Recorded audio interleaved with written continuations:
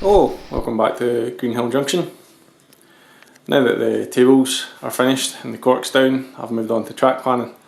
So this video is going to be a kind of overview of my plans. I'd really appreciate any comments, suggestions you have with regards to it.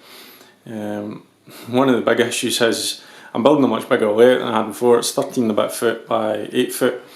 And you think, oh, I've got loads of room, and then you start planning and you think, oh, actually, I don't have as much room as I thought. So we'll look at the station first of all. So there's going to be 6 tracks, 4 lower and 2 upper. The upper section is going to be at the back here. So you have platform, double track, platform, and then this little bit here is going to be the Metcalf retaining walling. Now the interesting thing is I'm using pico spacing here for my measurements because I'm going to be using pico track and their track spacers and things like that, and track setter. And it's obviously tighter than Hornby because my last layout, this bridge fit on the platform fine over a double track. It is meant to be a double track bridge, but as you can see it's too wide here. So I'm going to get myself a Dremel and cut out these 2 middle sections and then glue it together, and that should be fine. So I'm going to have the small station shelter there. It's just it's a Metcalf model from the old layout. And so we've got, so that'll be Metcalf walling, single track that will lead up onto the incline, and then it will come down along here and join on with the main track somewhere over here. I haven't quite figured that bit out yet. Platform, double track, platform, double track, platform with the main station building. I was thinking of putting the station building over here above the tracks, but then I thought it would look a bit bare having all these platforms here and no buildings, so I kind of went back to having the station down here, and then the road will run down and either come to an end or just run off the scene. I'm quite liking this idea of a staggered bridge. Well, it'll be a staggered tunnel here because this is all going to be under an upper section, the whole width of it. So this is just a kind of mock-up of my idea, but so you have 2 tracks coming out here into that bit straight at the station. You have the other 2 tracks coming out kind of there in the middle of that wall into this bit where the carriages are. You have a single going up to the incline, and then the upper level will come over basically. But so what I'm thinking is having this bridge, it'll end up being a tunnel here, and having this wall and then cutting this down. This will need to get cut down quite a bit, and moving this over, and then having another single arch round about there for what will be the incline. But I'm trying to, I've got 3 loops of 2 tracks here, and I'm trying to make it not look like 3 loops of 2 tracks going round and round. So I thought that would make it look as if the 2 are coming from different destinations, having a kind of staggered tunnel there. And then up the top here I have a pub and probably a beer garden there. And these walls here will be getting taken away because this will all be one big flat bit of ply to round about somewhere around here, which the village will sit on. So I'll use these. I've got my terraced housing, my shop, my manor house and police station, and there'll be a few more buildings added in as and when I decide what will be going there. So the incline will run from just starting about there, right along the back, round to about there, I think is 8.5 centimetres. That bridge is just there to represent the sort of upper level, so I could work out the spacings for down here.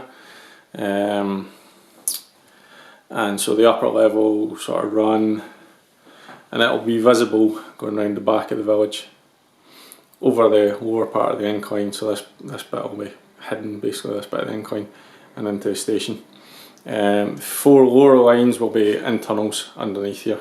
I thought about having like 2 tracks kind of run around the edge here, but the corners are so tight and trying to get it into the station, it was just going to end up messy, so I need to basically run the 4 tracks under the village, so they'll be all under a tunnel here. So as I said, the village will end somewhere around here, whether it's there or in a diagonal. the road will come up, go past, and again, depending on what happens at the station, I might just have a roundabout here and then it goes back, or maybe more realistic would be having a road kind of going off into the distance, up into the corner there. But again, that's things that can get figured out in the future. This section here is going to be the fiddle yard, engine sheds, etc. I said in one of my first videos that I wanted to do a representation of Polmadie Depot in Glasgow, and the plan was to have that on the upper level. Now I was thinking about that, and number one, it was a big engineering project to actually do that, and number two, I would end up with a lot of dead space underneath this extended upper level. And I thought, do I have hidden storage under there? And my issue was, well, how do I get into it if something goes wrong and to clean it? So I decided to just have an upper level with 2 tracks and have this complete lower level as the fiddle yard or Polmadie. So I managed to get this map from it's between 1888 and 1913 of Polmadie Depot. And there it is there. It's pretty cool that that's been there for this long. And it really is, it actually is, there are 4 lines going through there. And it's always been 4 lines going through Polmadie to Glasgow Central. But what I'm thinking is actually easier for me to do for my layout is to turn this around and do it that way. So what we've got here is there's going to be 3 bridges. So you'll have the upper line coming out here, slight turn across the lower lines, slight turn, and that'll be the first bridge. And I know that's not ideal because that might hide, well, not hide, but it might get in the way of the view at a certain angle of the other 2 bridges. But again, I'm trying to avoid 3 loops just going round and round and round, and I like tracks crossing over tracks.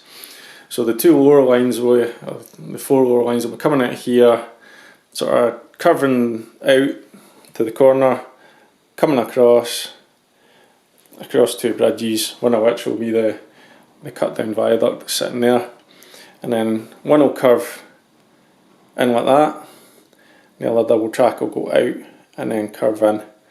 Now I'm not wanting anything tighter than these curves here. It's 3rd radius curves, and I run basically express engines and they can't get around anything tighter than that, and I really want to have some nice smooth flowing curves as much as possible, so there'll be nothing tighter than that. So that's one of the restraints I'm working to. So as I said, turning round Polmadie, have my engine depot here. So I've already got a 2-lane engine shed, and this wee shed here is actually quite special to me because this was built by my dad and my granddad. My granddad had a big model railway in his house, which my dad helped build when he was a kid, much younger than I am now. And I actually got given this when I built my old railway, my old layout, and so it's quite important to me. And I was thinking, oh, do I want to have the double then the single, you know, tight to the edge? And I thought, no, I want that on show because it's really quite sentimental to me, and it must be 40, 50 years old that. So I want that on show. So as you can see, I've been busy with the templates from Pico as well. So tracks will cover around here, and then we'll call that the bottom line or something like that. We'll come off here and there'll be a series of points going into sidings going along there. Sorry, ignore these points, they're just sitting there because I've not decided where they're going yet. And as I want a loop to come round here and back to the tracks so that things can move about in the fiddle yard without interfering with the main line. So there'll be a point here and that'll come off. So we'll one long straight into that shed, and there'll be another point here and 2 lines into that shed. I was thinking about having a line round the side, but I think that's starting to get a bit crowded now, so I think I'll settle for the 3. And you know, I could probably get 3 engines parked there, and you know, maybe 2 on each line parked in there, so that's plenty of space. So this will be carriage sidings, hopefully about 4 foot long, but again I'm running out of space to curve it back into the main lines. So up here comes round the not sharp corner, gradual corner hopefully, and then there'll be a point off. I'm considering if I want to make that a curved point or not. It really depends how the geometry of the track works out here. And again, this will go into 2 or 3 sidings because my spacing is quite tight here with the incline and the upper level. 2 or 3 sidings, again 3 or 4 foot long. Now what I was thinking was I might have a space here with those sidings coming back in to the main line. So I'm wondering if I can actually get another maybe engine shed area there or something like that. So that's in my thoughts.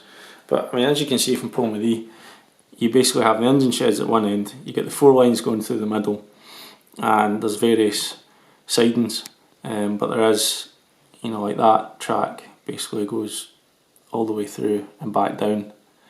So you've kind of got an access track, your platform, so your sidings, the main lines, and then the same the other side. And then where that comes down to its sort of edge, you get everything going back into the engine shed.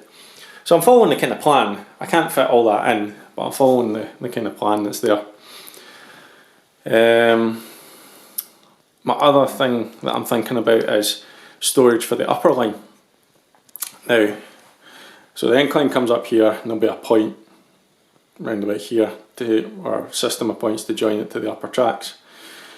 I was thinking, do I continue the incline along here, or not the incline, continue what will be the 3rd raised track, because it will be level now, here, and then build a section here, an upper section, and it can have sort of curved sidings in there. Maybe even do a colliery or some sort of industry, or even a sort of parcel drop-off thing, and have a few goods trains in there. I'm sort of swaying on that because I'm going to have a lot of track covered here. You know, that's the entire width just about it's going to cover, so that's 68 foot. And then you think, well, it comes out of the station and it runs, but then I'm going to have tracks going over there, because I did think, do I have a sort of fiddle yard coming off the station for the upper lines, and then this is all covered? But then I was like, well, I don't really want it coming out of cover into 4 foot of station and then going into cover, coming out of cover. I suppose it would be out of cover there. So I'm still kind of toying with the idea of having this covered over, well, behind the engine sheds, and having some sidings in there. My thinking is it really necessary? It's going to cover over these nice curves where I could do like a nice embankment down to that, and you know, I could do some really nice scenic work in between here and round here. So I really don't know what I'm going to do there. So tell me what you think. But that's the plan so far. Obviously the plan will end up changing, it always does. So I've ordered track from my local model shop, some points, the track set of stuff, so I get nice smooth curves, and the Pico track spacers. So got a good idea in my head what I want. I always find you only know what's going to work once you start weighing it, and then you have to start adjusting things. So anyway, that is the cunning plan, probably about mark 4 or 5 of the cunning plan. So let me know what you think, give me your suggestions, and if you want to continue watching the progress on the railway, then just click subscribe and you'll get notified of all my future videos. Thanks very much for watching, and speak to you again soon. Cheers!